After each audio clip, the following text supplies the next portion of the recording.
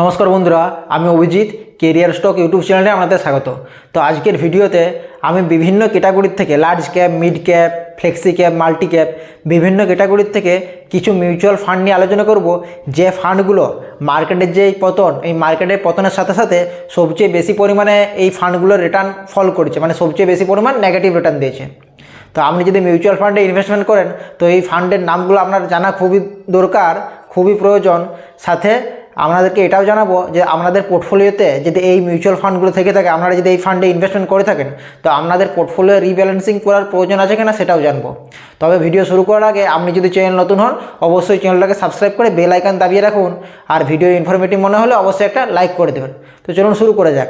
তো প্রথমে আমি যে ক্যাটাগরিটি নিয়ে আলোচনা করবো সেটা হলো লার্জ ক্যাপ ক্যাটাগরি। তো লার্জ ক্যাপ ক্যাটাগরি দেখে নিই সবচেয়ে top performing negative return September থেকে নভেম্বরের মধ্যে যেসব ফান্ডগুলো সবচেয়ে বেশি পরিমাণ নেগেটিভ রিটার্ন দিয়েছে। ঠিক আছে, লার্জ ক্যাপ ক্যাটাগরি। তো প্রথম যে fund PGM India large cap fund 11.9% negative return দিয়েছে।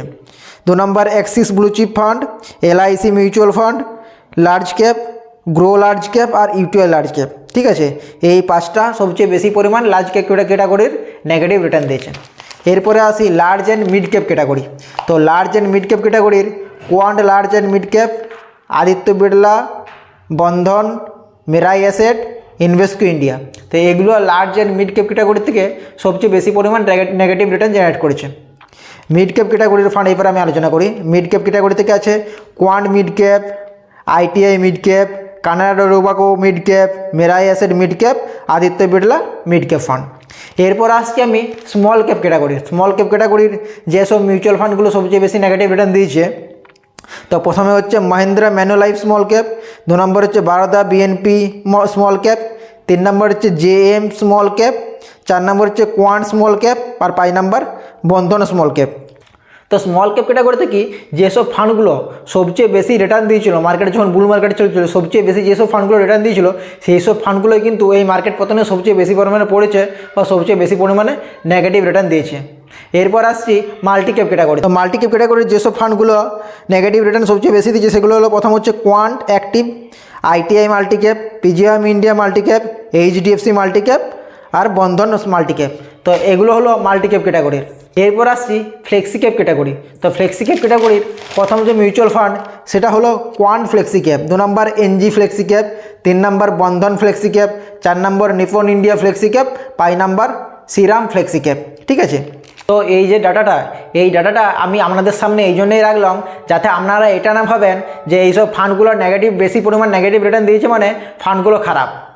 কারণ যেসব ফান্ড একটু রিস্কি ইনভেস্টমেন্ট করে, একটু অ্যাগ্রেসিভ ইনভেস্টমেন্ট করে, গ্রোথ ওরিয়েন্টেড স্টকে ইনভেস্টমেন্ট করে, তাদের বেটা রেশিও বেশি হয়। বেটা রেশিও বেশি মানে রিস্কি বেশি। ঠিক আছে, তো ওই জন্য ওইসব ফান্ডগুলো যেমন বেশি রিটার্নও দেয় তেমন মার্কেটে ফল হলে তখন বেশি পতনও করে। ঠিক আছে, যেসব ফান্ডের বেটা রেশিও বেশি সেই সব ফান্ড কি মার্কেটের পতনের সময় বেশি পরিমাণে সেই সব ফান্ডগুলো নেগেটিভ রিটার্ন দেয়। তার মানে এই নয় যে ফান্ডগুলোর পারফরমেন্স খারাপ বা ফান্ডগুলো ভালো নয়।